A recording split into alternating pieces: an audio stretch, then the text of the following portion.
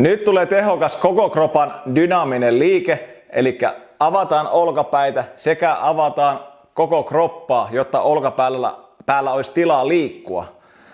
Täältä lähdetään kevyt haara-asento, sukelletaan tänne jalkojen väliin niin, että peukalot kääntyy tänne keskelle ja täältä peukalot kääntyy takaseinään kohden, eli käytännössä käsi pyörähtää. Rintaranka taittuu, pää menee mukana. Viedään tänne. Täältä ja sukelletaan jalkojen väliin. Pyöräytys. Peukalot keskelle. Peukalot taakse.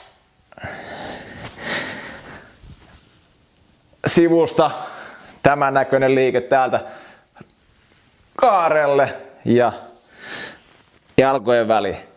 Aina viet vähän pidemmälle tuonne jalkojen väliin, mitä liikkuvuus antaa myöden. Tuntuu, avaa koko takaketjua, etuketjua ja samalla luo olkapäälle liikettä.